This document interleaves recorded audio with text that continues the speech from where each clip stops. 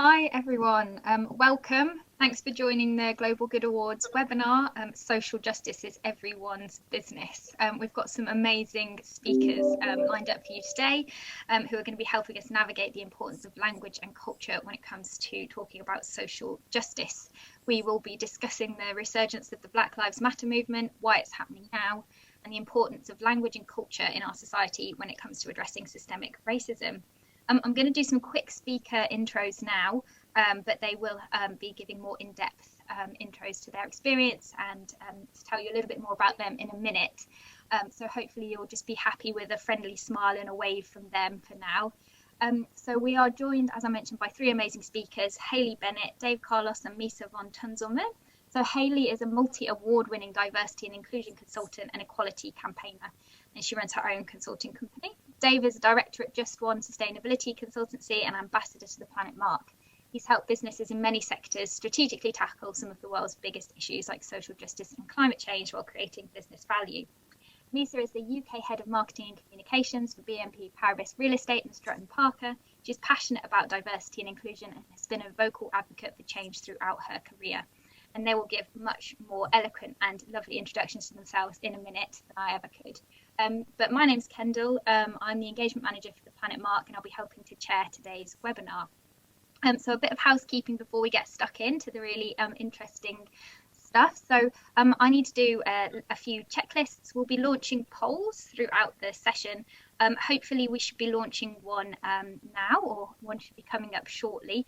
We'll be launching the poll again at the end of the session just to compare your answers from the beginning and the end. Also got a very exciting announcement that there's a hamper full of eco goodies up for grabs.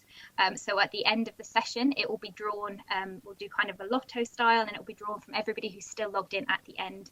So just a note not to dash off at 2:25 because you'll be entered into the draw then. Just to get, Can we enter the competition? That's a really good point. I don't know, maybe. Let's hope, let's keep our fingers crossed. In terms of an agenda, just to give you an idea of what we'll be covering, Hayley's going to kick us off and do a bit of scene setting, and she'll help us frame the session. We'll then have more in-depth intros from our speakers that I mentioned, and then we'll have a conversation where I put questions to our panelists before you're able to put your questions. So we'll have a live Q&A with your questions for each of our panelists, and then we'll wrap up. So we've got a lot to cover. I'm not going to carry on talking anymore. I'm going to hand over to Hayley, who's going to kick us off and request that we get our polling questions launched for the intro while Hayley is talking. Okay, great. Thanks, Hayley. Over to you. Thank you so much, Kendall. And thank you for everyone who's joining us for such an important topic. I hope that you take something away from today and take some actions as well as learnings. To get us started, let me take you back. In 2013, a Black-centred political will and movement building project called #Black Lives Matter began. It was actually founded in response to the acquittal of Trayvon Martin's murderer, George Zimmerman, which I'm sure many of you will remember. The message of Black Lives Matter is a call to action. It's a call to action to create a world where Black lives actually do matter, standing against violence inflicted on Black communities by the state. It's also about affirming of Black people's humanity and our contributions to society. So fast forward, this year, George Floyd was killed on 25th of May in Minneapolis. What we saw in terms of a response was an unprecedented demand for change through protests, as well as unprecedented demand for engagement with the issue of racial injustice. Black Lives Matter was at its height in June, and it is a constantly trending hashtag.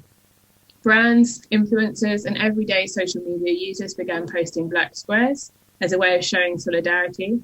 And LinkedIn, a place which is normally about many other topics other than race, became a place for business leaders and individuals to speak up, as well as share reading lists and educational materials. And it wasn't long before employees, customers, clients, and the collective consciences within organisations put pressure on the business world to respond to. Suddenly, huge brands, corporations, and businesses of all sizes were getting involved in saying that Black lives matter to them. And this was through statements as well as commitments. We saw an unprecedented amount of attention on social justice, let alone racial justice, which I can safely say as a diversity and inclusion professional and a campaigner that this has been a topic that the business world has hidden from for a bit too long. I've spoken to leaders who don't know whether they can even say the word black, let alone Black Lives Matter. People have felt unequipped with the language needed to talk about the change needed. And this is one area that we're going to cover today. Others have welcomed me into the room to talk about diversity, thinking I only mean gender equality. And we will talk about what it means to take an intersectional approach to addressing social justice within business. It's now September. Where did that happen? And many responses went much further than simply posting a Black Sparrow hashtag. The commitments came in the format of either carefully worded commitments made up of smart objectives or CEO letters posted for us all to see. The anti-racism training followed, the action is starting to happen for some, and others are still deliberating, unsure about where to start. And some have just gone back to business as usual. Wherever your organisation is at, we're here to educate you today and support you in playing your role, and we've all got a role to play. Whether you're at the start of your journey or well along the way, it's time to learn, it's time to think about what action we can take, it's time to think about how we build social justice and racial justice into our everyday business. Thanks, Hayley. That was, perfect introduction. And we, as the audience will know, we launched some polling questions and some questions for you alongside this. So just to let you know the results from those, we asked, how comfortable do you feel discussing social justice, diversity and inclusion at work or in your personal life? People scored 4.5 stars out of 7 on that. And that more on a positive point as well, we asked, have you seen positive changes in your organisation since the resurgence of the Black Lives Matter movement? And let me zoom in on this tiny number, 87% said yes. So that reflects and speaks back to some of the things that you've been talking about, Hayley. So thank you. And actually going to hand over and do those in-depth speaker intros that we spoke about a minute ago, just so that Dave and Hayley can say a little bit more about their personal experiences. So please, can you tell us some more about your personal experiences working in this area? Dave, maybe we could start with you. Yeah, sure. So I'm a sustainability consultant, and that means my purpose is to help businesses create a better world for people, planet, and profit.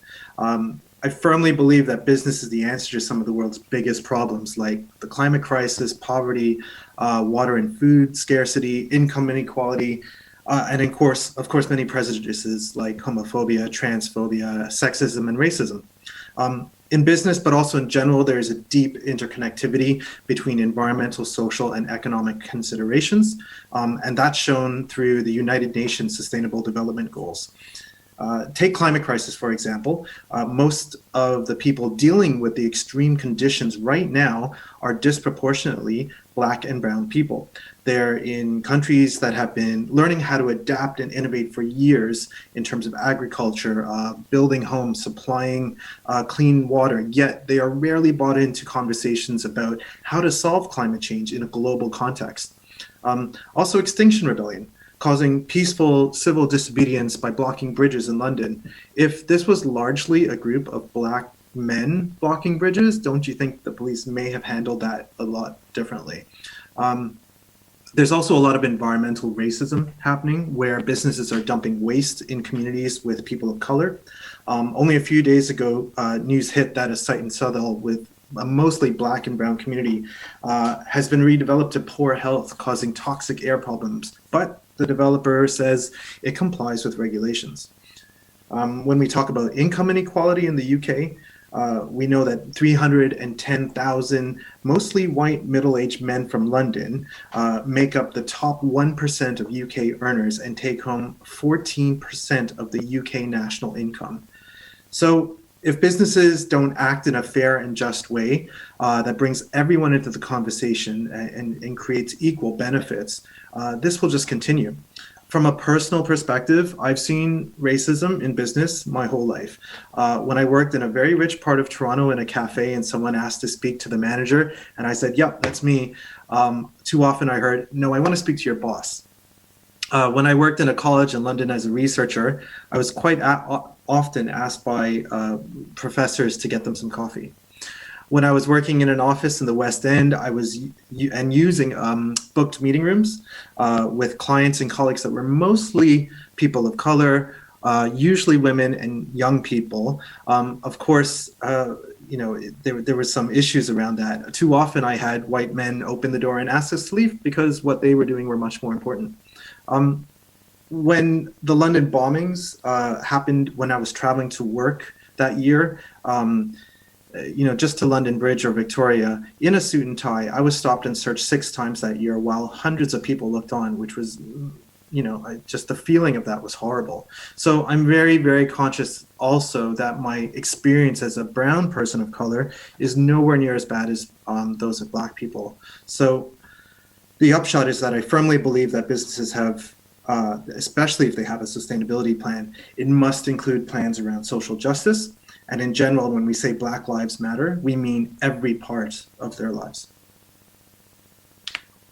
Thanks, Dave, and thanks for sharing your personal experiences as well. Hayley, maybe if we hear from you next, and then Misa, if you could, Hayley and then Misa. Thanks, Dave. I was clapping in the background, amazing introduction. And I think thank you as well for talking about purpose, because I think before my career and everything else, I always think about my purpose and why I do what I do. So I started off actually working in anti-racism specifically. So I worked for the organisation Kick It Out, who many of you will be familiar with, working in football. And my work mainly involved educating people within the football community, but also in education, schools, around anti-racism.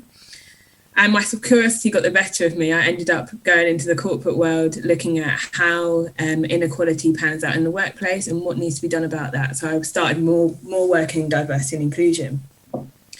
And I actually did that because I wanted to learn what good practice was. Many of you who follow football will know that it's not the most equal playing field off the pitch. But also because I think workplaces and businesses have got such an important role to play in addressing inequality in society, unequal pay, pay gaps. It impacts Black lives so much in particular.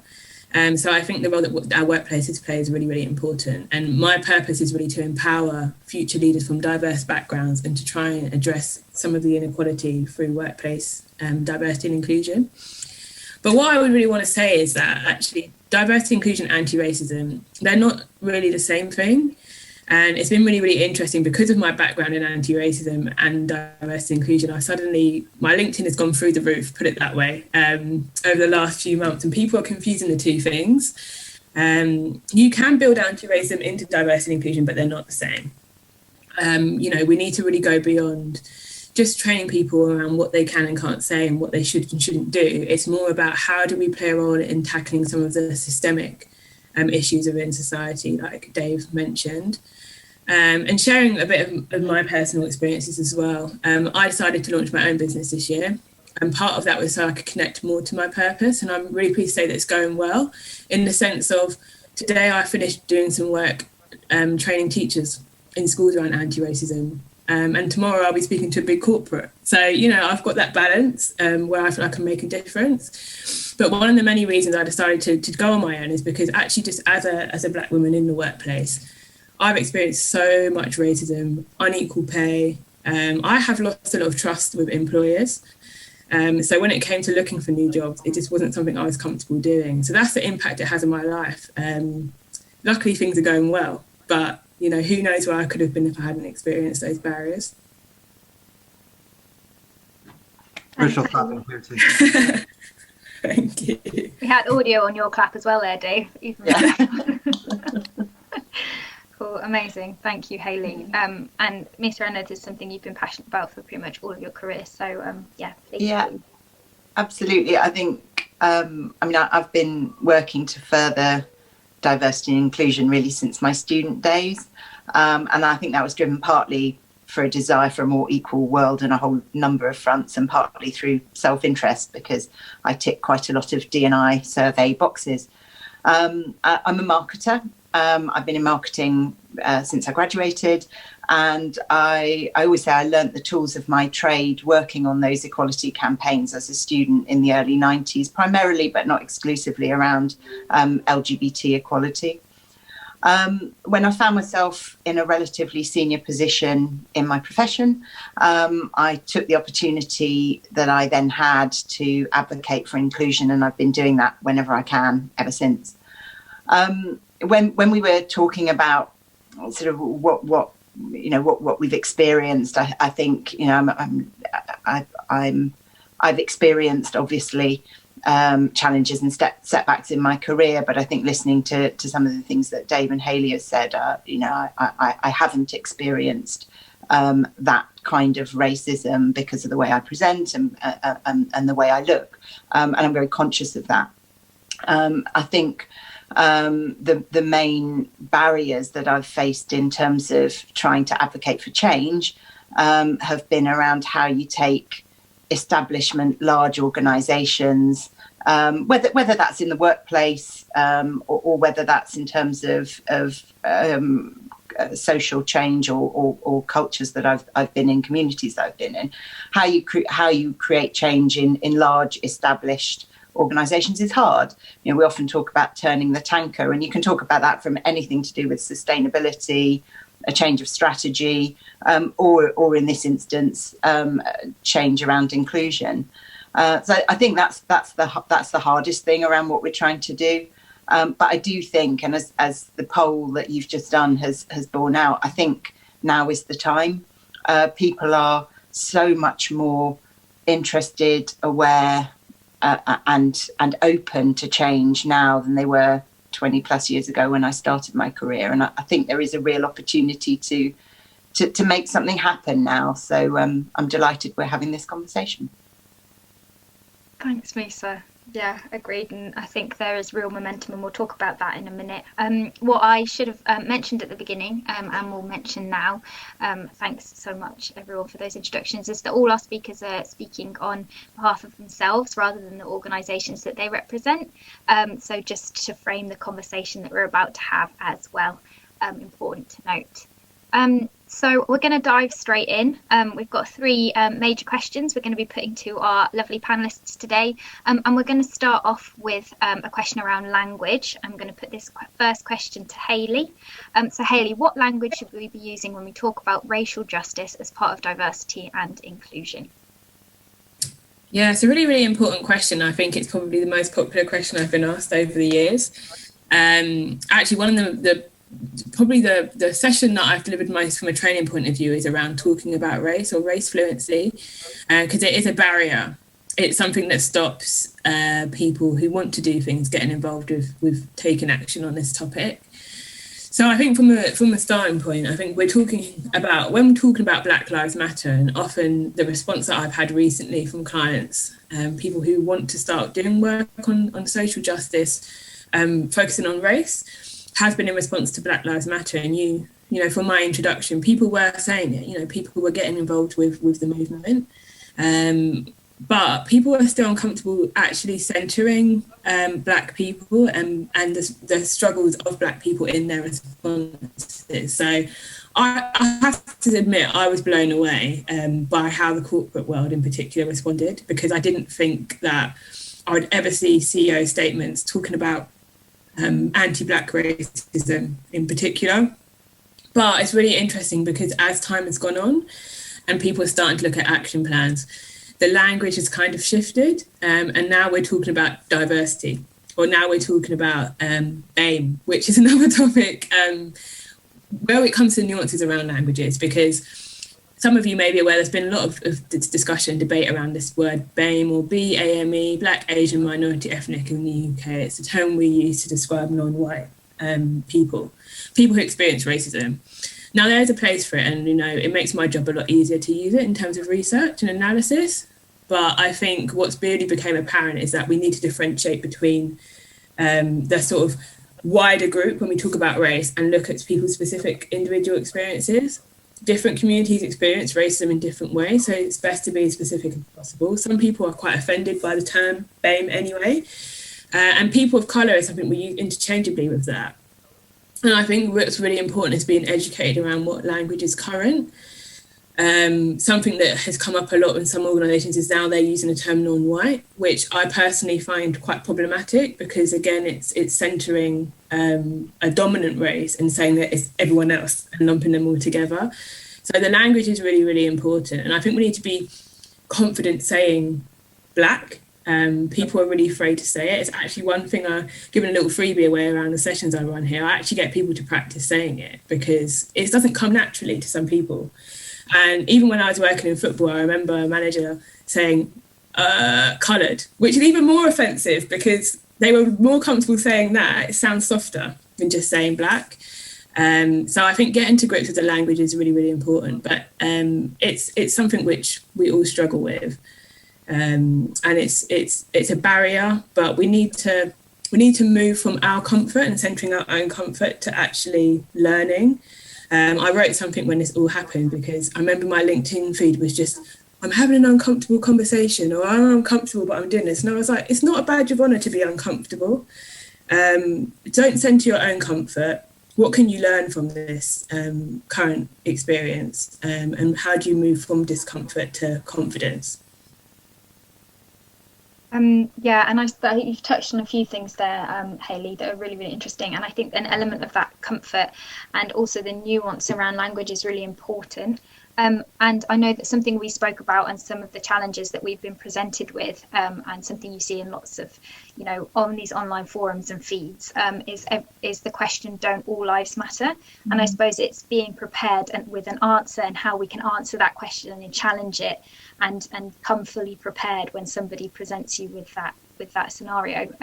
Did you have any words of wisdom? Yeah, I would just be really, really conscious of people listening. Of course, all lives matter. Nobody's not said that all lives don't matter, but at the moment, Black lives don't matter. So that's the message that people are trying to emphasise.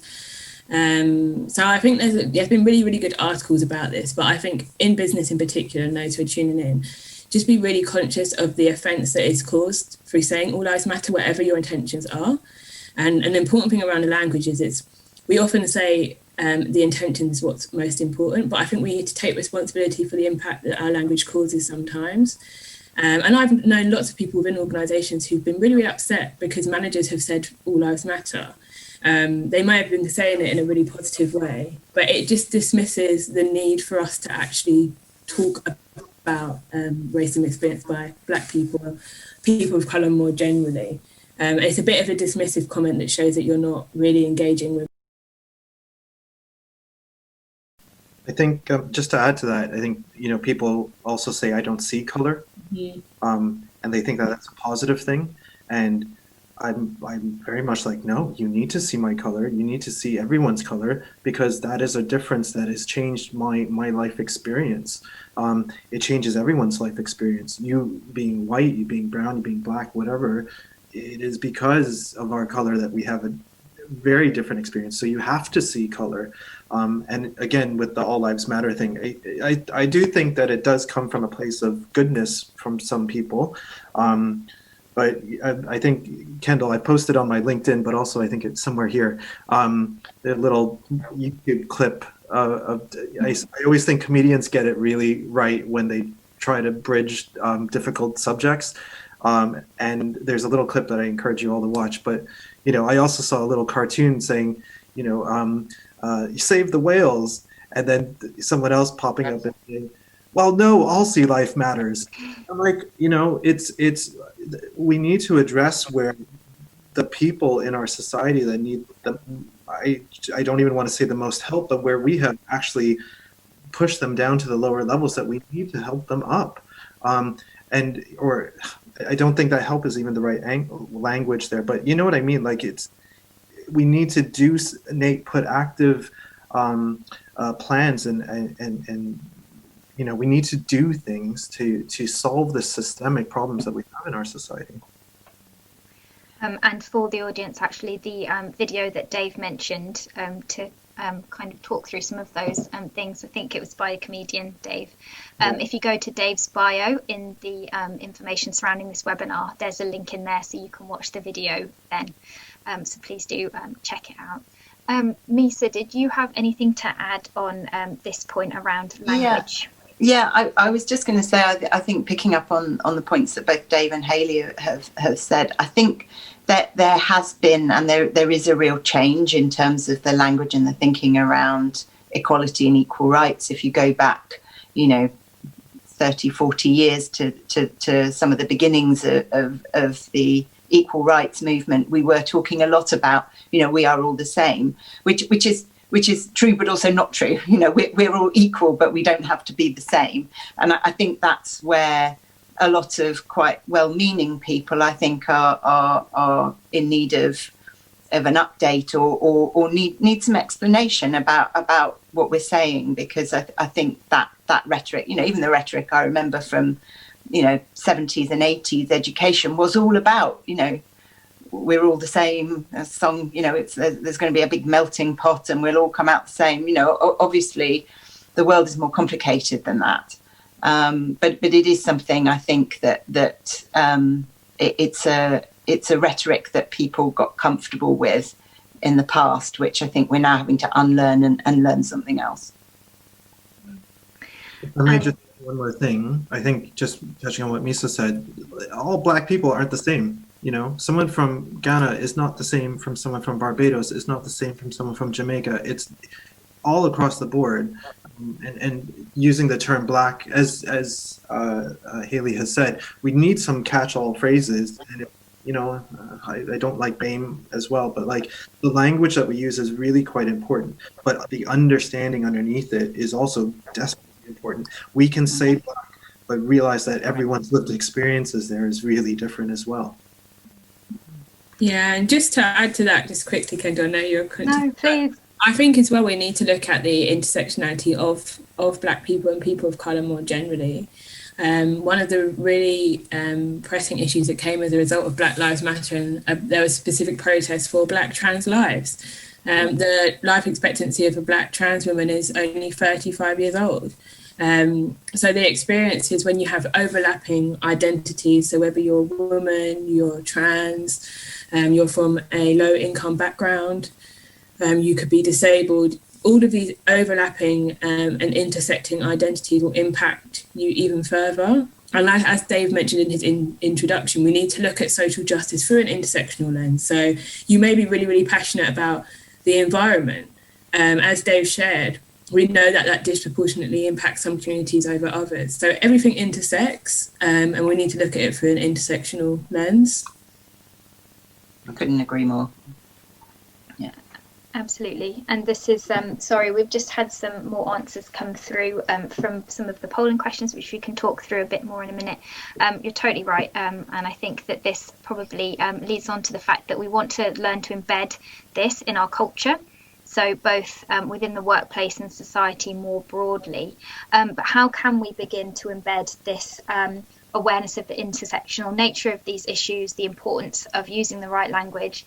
How can we begin to embed those in the culture that we create within the workplace, within society more broadly, when we're having conversations, with friends, when we're having high-level conversations in the workplace? What does that look like, and how can we begin to embed that? Misa, maybe you could start us off on this one. Yeah, I'd love to. There's a famous quote by the business thinker Peter Drucker, where he said, "Culture eats strategy for breakfast." It's been used quite often in a variety of settings, but I think in this it's incredibly pertinent. I think for me, understanding culture and how to create cultural change is key to creating a lasting change around inclusion or frankly anything else. And I think looking at this in a whole load of contexts, but for me, obviously the workplace, top of mind. I think it's about meeting people where they are, understanding what's there and how it operates, so that you can then start to work with that to create an evolution. I appreciate in some circumstances it's a revolution that's required, not an evolution. But I think in order to create change, you've got to see what's there and move it on. An example that I was going to give, a company where Dave and I met actually, that we used to work at in the property industry. Our industry is very social, doesn't take itself too seriously. It's quite traditional and old school. We've got a lot of kind of big name stars and spokespeople who are out there well known. So in order to create change within an organisation or within that industry, we needed to work within that. So there's a huge amount of very important work that needed to be done around policy and strategy, etc. But actually working within that environment, you know, using humour, using social interaction, using spokespeople, using the tools, techniques, and the things that people within that culture were comfortable with, you can start to create the change from within, bring people with you. I think, you know, if you look more broadly at the wider world, you know, if you look at what the BBC did, for example, around regional diversity, a number of years ago, you would only hear one accent on the BBC. They made a conscious effort to change that, and I think that has done huge things around changing perceptions of different parts of our country. I've been quite active and in the LGBT inclusion space, you know, and I remember a few years ago, I'm sad to come out as a reader of Good Housekeeping, but I am. I remember when Sandy Toksvig took a piece in Good Housekeeping talking about her family and her life and her wife and her children. And what that does within the Good Housekeeping readership, in terms of inclusion, in terms of understanding, and in terms of changing that kind of, you know, generalization coming up here, but that sort of middle class, Middle England culture is huge. So I'm not saying that there isn't a place for demonstration and for activism. There absolutely is.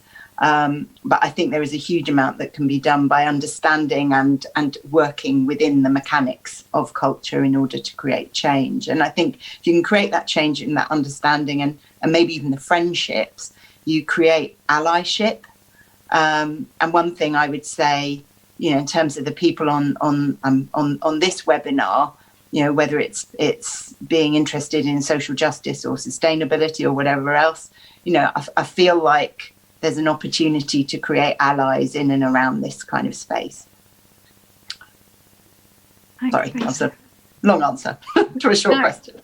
It was a perfect answer. Thank you. I love that. I love that you're a Good Housekeeping reader. And don't tell anyone. The secret's out. There's enough people on this webinar that the secret's out. If can I add? Haley, yeah. That's all right.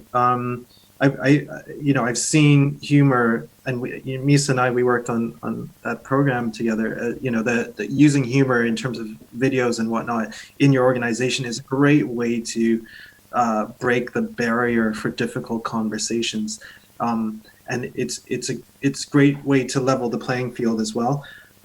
But I'd have to say also that these difficult conversations do need to be had, and things need to be called out. Bad behavior needs to be called out, bad practices, but you can't really jump into those bad practices without having a level of comfort and creating a culture that that allows for that. We need to kind of actively make a culture that everyone belongs to, feel that they belong to. And I feel that purpose is the way to unite people to a common goal.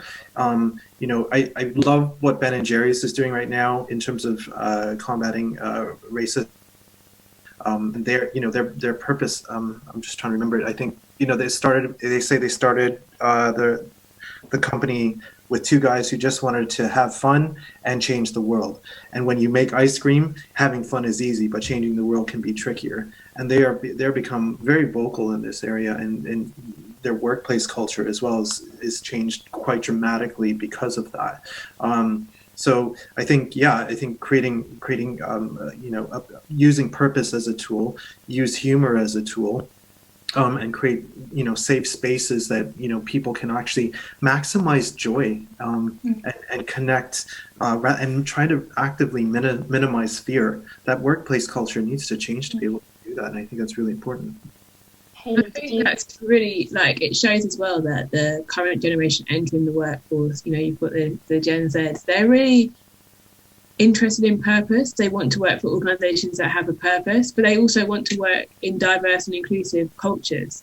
So I think it's very much linked, purpose and diversity and inclusion. But I think the other thing to say, for those of you who are on the call thinking, what can I do?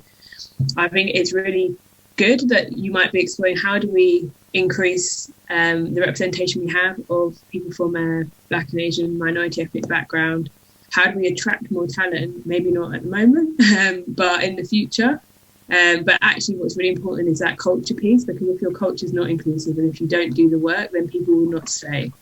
So you can have all of this work being done on recruitment, but the culture is what makes people work really well, and you get the benefits of diversity and inclusion, increased innovation, increased business performance. But a non-inclusive and non-diverse culture is really what puts people off. Thank I'd you. also add to that too. Sorry, Kendall. No, that's okay. We say that diversity is a tool to create innovation within a business, and that is absolutely true. What I find is when it really comes down to it, when you have the status quo being challenged by a brown person or a Black person, it's much more difficult. Even on LinkedIn right now, I will post something and I feel like, and I'm just speaking the truth right now, and I'm not bashing any one group, but there seems to always be a man, and more often than not a white man, to comment right away and saying blah blah blah, no, that's not true, or this is my perspective, without any context or research or anything like that, and it infuriates me.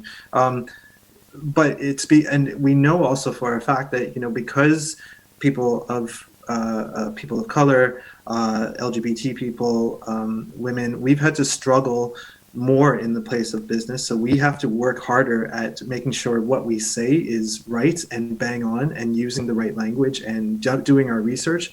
And unfortunately, a lot of men, and white men in particular, feel that their privilege and their knowledge trumps that. So, and erases a lot of the work that we do. And I'm seeing that, especially now with the Black Lives Matter movement. So we need to check ourselves, everyone, and give the space so that a culture can actually, an inclusive culture can thrive.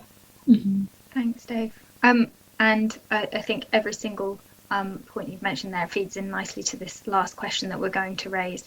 Also, Hayley, thank you for talking about culture and building it into businesses, which I think plays a key role in when we start talking about action plans and actual steps that can be taken to make these changes and embed them within the businesses and the culture that we work for. I also wanted to let everybody know that we have over 50 people on the webinar now in attending, which is amazing. But please do post your questions, because this is our last question to the panel. And after that, we'll go over to audience live Q&A. So if you do have any questions for our amazing speakers, please do post them in the Q&A section, because we'll have 10 minutes to go through all of those in a minute. So just to give you a little bit more time, this is the last question we're going to put around how do we make meaningful policies and impactful action plans in a business context. So taking the elements we've discussed around language, around embedding culture, how do we put that into practice and create practical action plans in a business context? I'd really like to be able to hear from all three of you again. So maybe if we hear from Dave in the first instance, and then I'll go to you, Hayley, and Misa as well afterwards. Great, thank you. I guess there's so many ways to do this. As in creating any plan and any strategy, you have to do what's right for your business. And figuring out what's right for your business, well, there's a process that we use in sustainability called materiality.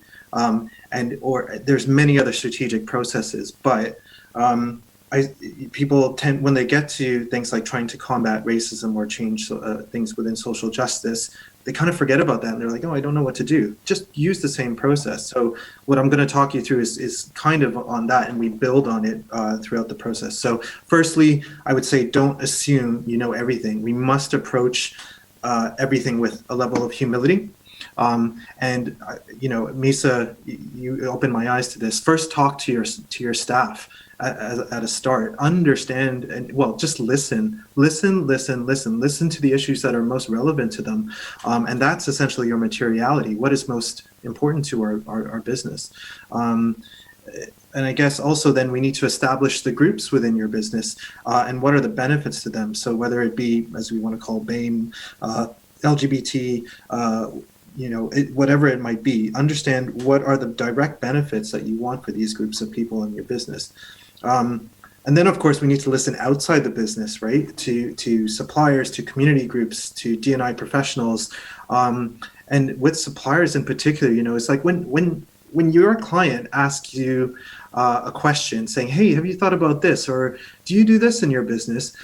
We all just jump to address it. So when you ask your suppliers these questions about diversity within their own business, that raises a red flag, and it causes a positive chain reaction that they will go out and be like, okay, we need to get on board. We need to start doing this thing. Our clients are asking. And lastly, of course, do your own research. You don't have to rely on everyone. There's loads of information out there. So that's the first thing. Don't assume you know everything. Use humility. Second of all, make a declaration of what you stand for and what you don't. And that's essentially your D&I policy. But policies are laws for businesses. I think you need to really make it a manifesto and treat it like that.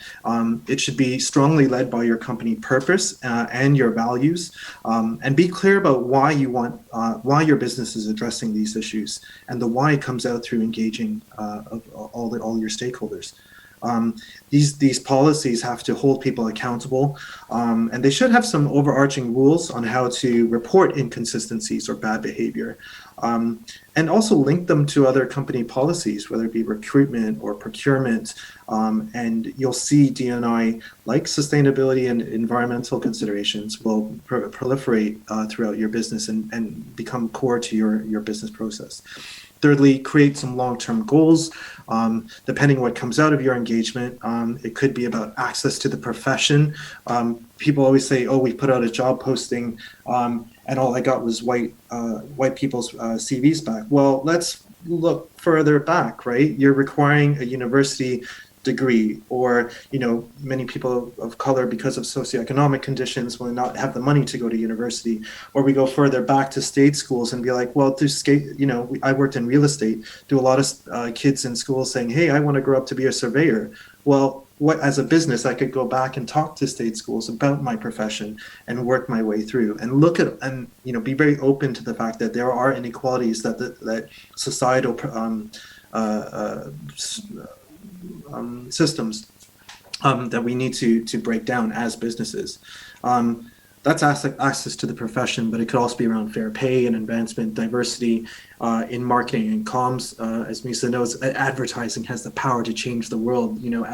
Marketers are the tempters and the persuaders of the world. Well, how about persuading them to be anti-racist? And again, ensure your products and services are really diverse too. We were hosting a fashion roundtable the other day at the Planet Mark, and we were saying, why are a lot of people, the advertisements mainly white people in the clothes? And someone actually said, well, hold on, the clothes themselves aren't actually made for people of color. Why aren't we using bright oranges and yellows that are great with dark skin? So look at your products in particular and services. And lastly, of course, you got to create a plan, and I would call it a social justice plan. I think D&I is just too watered down at the moment. Justice means to be just. So we need to create an inclusive sense of belonging for everyone around your purpose, create those safe spaces as we talked about, creating a culture of consistent change where innovation is constant, and let people feel free to challenge the status quo, but also be open to be challenged. If that happens, then innovation within your company will happen in all fronts. Training, I'm a little bit like, I'm not quite sure, unconscious bias training and whatnot.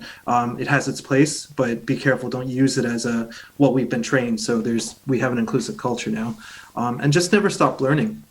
Co-create ideas with your team as well. They're a great company I know has multicultural days where people can share their food and music and fashion, which is really great.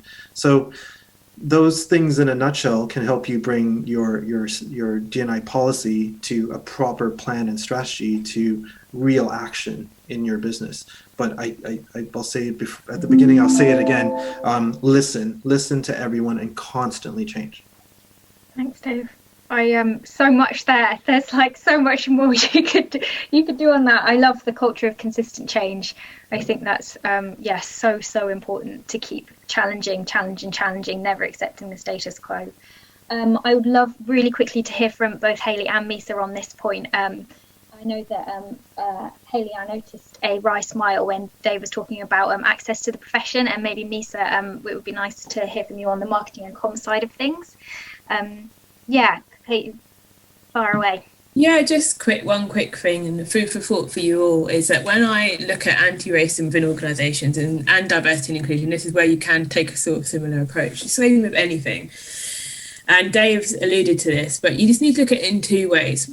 So what are the barriers that are stopping racial justice or diversity and equity within your organisation? What needs to change in your processes, how you run your business, what your business does on a day-to-day basis? So how do you need to change? Just what you need to remove, what you need to fix. And then there's the sort of positive action side, which is what are the additional things that you can then do once. You don't have to do one thing before the other, but what can you do proactively to do better? So look at it in those two ways. And often when it comes to attracting talent and going into schools and doing that, that's the sort of additional bits. But you need to look at your recruitment processes first. They may be unintentionally biased. It may be that your people doing hiring are not properly trained in recruitment, so they're making decisions that are biased. And I noticed I said biased and not unconscious bias, because it can be conscious or unconscious. So look at it in two ways: what you need to fix, and then what more you can do. That's brilliant. Yep. A lot of racism doesn't exist in their company. And I'm like, you haven't even looked. Look at the system. Yeah. I think that there's a technique that we use in marketing around customer journey. Generally, you're using it to understand somebody's, what brings somebody to make a purchasing decision.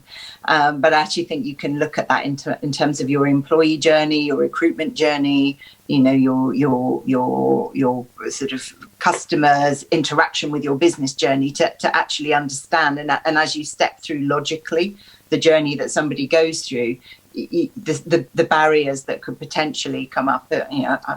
Whenever you do a customer journey activity, you try to get either a real customer or somebody that is as close as possible to the customer to be there. So I think if you can have a diverse group doing that, understanding how people come in, how they experience it when they're in and how they leave, you can start to see where those touch points maybe aren't happening, and where you're starting to lose people.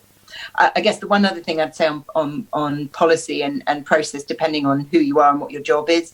My job, I'm not in HR.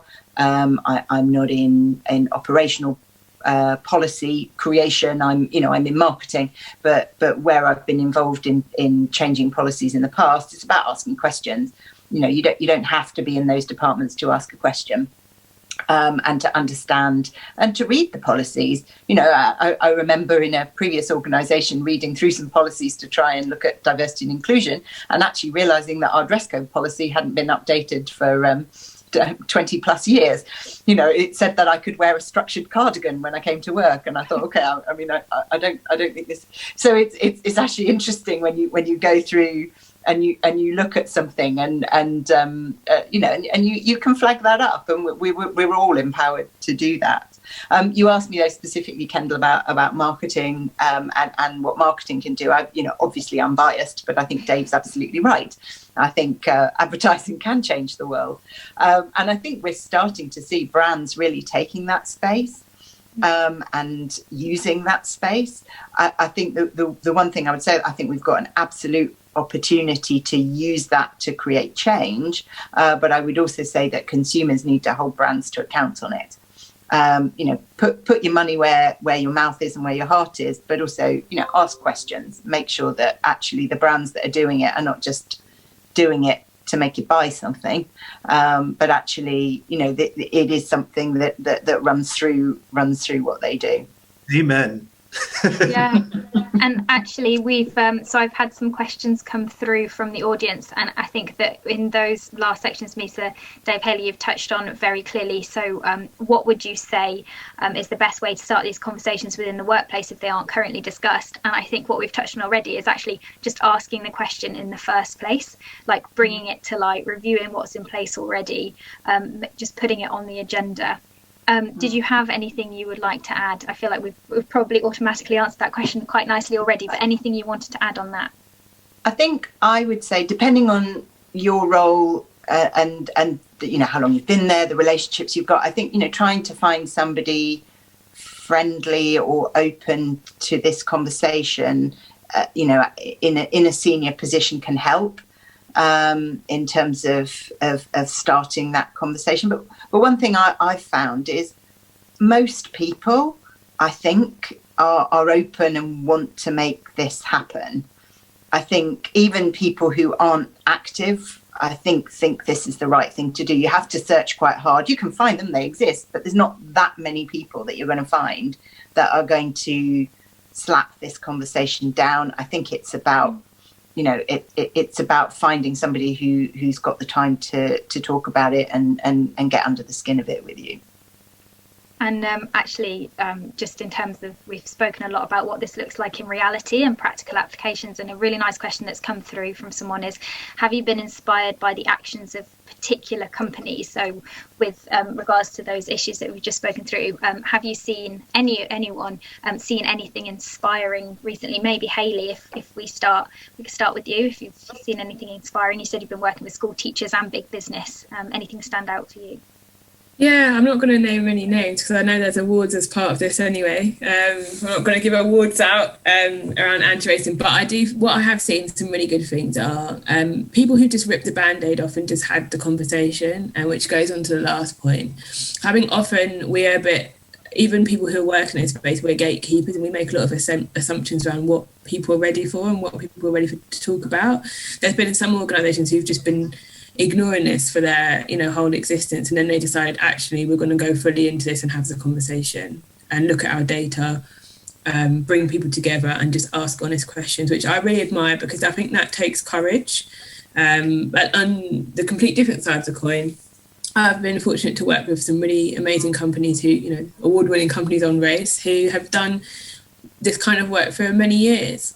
And how they've taken it further during this time is to think about what we've been discussing today around how they look at their other areas of social justice and how they build racial justice and intersectionality in. I think the well-being side of diversity and inclusion is often overlooked. So how people have been supporting the well-being of colleagues throughout the pandemic, but also during political and civil unrest, which is what we've really been experiencing, and how they've really gone out of their way to support colleagues is what I've been admiring from what I've seen internally. Amazing. Thank you, Hayley. And yeah, it's a really good point. The wellbeing aspect has also been brought to attention so much recently during COVID and lockdown and everyone being remote and not in person, which can make some of these conversations even harder as well if we're having to have them remotely and not together in person. It's a really good point. Thank you. I really want to get through more Q&As, so I'm going to try and squeeze one last question in because I think it's quite a nice one to end on. But do you have any ideas on how to effectively foster a culture of feeling safe to be challenged, to challenge and be challenged when it comes to these issues? Oh, I'll take that one. It actually is what I wanted to talk about, Kendall, which I was messaging you. But I think the culture of change is really quite important on all fronts, not just for racism, but for environmental sustainability, for business improvement. And at Just One, we've thought about this quite a lot, and we think about putting values into action. So we came up with a bit of a process. We have a lot of different ways in terms of how to change people's minds, but not people's hearts. So we worked hard at that to actively think about ways of being at different times of working. So the process we came up with was just to start off with the humility, and I've used that word quite a lot. I think that is the first and foremost thing that people need to think how to be whenever you are meeting someone new, either in a business context, on the street, in a first date, have a level of humility to be like, I don't know you, but I'm a sponge, yeah, I want to learn a lot about you. I won't assume anything about you. In a business context, that could be at the interview stage, at yearly employee reviews or stakeholder engagement. Just be humble. The other side obviously has to be honest as well. That begets empathy. You have to feel what others feel and bring feelings into the analysis part of your work as well. It can't just be all a logical way of thinking.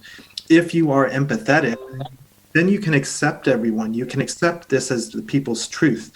You accept the situation that people's are in. And acceptance is really quite important. You don't try to change other people. You let them change themselves. Acceptance then leads to respect. If we respect, we're open and honest about giving suggestions and feedback. We can respectfully ask more questions. You might not get it right, but respect back and forth is built on that. And we can challenge work through, it might be a drafting process or whatever it is, but even with a client and a consultant, you can be like, I respectfully disagree with you. And I'm not, I'm not going to feel bad about that. And the consultant can say, well, I don't feel bad about listening to this. So there's a level of respect.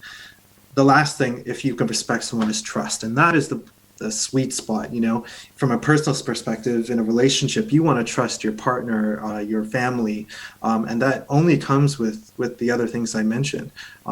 If you're meeting someone on the street, you want to be able to trust the people in your community. From a business perspective, you want to trust, that companies won't do any harm to you. And that leads to brand loyalty. And of course, if you have trust, we have love. And that's the language that we want to bring into business as well, too. It's been really hard. But, from a personal perspective, I can say I love my partner, my family, my friends. If it's my community, I can say I love the community I'm in because I trust the people around me. And from a work experience, you can say, well, I love working here. I love this brand. So that's, I think, how values can lead to a culture of change and a culture of removing racism and systemic problems. If we think about how to be rather not just what to say and what to do, I think that will change things. I think just adding on that from the point of view of in business, your point about loving what you do, loving your team, etc. I think if you are talking to senior people within your business or you're putting yourself out there, I think there's something about framing it around why it's important for the business. I think we all know that businesses that don't take this on board and create change, in the long term, that's not a good business decision. So I think if you can couch something in, what's wrong, how it makes you feel, how, all of that is important and valid and needs to come out. But I think if you can also frame it in terms of why it's important for the business, it's really hard for anybody to come back on that and criticize you for that, because actually what you're doing is you're looking out for the business or organization that you're a part of. Yeah, it's a really, really good point, and it's something we talk about all the time in sustainability as well, is the bit, how much sense it makes.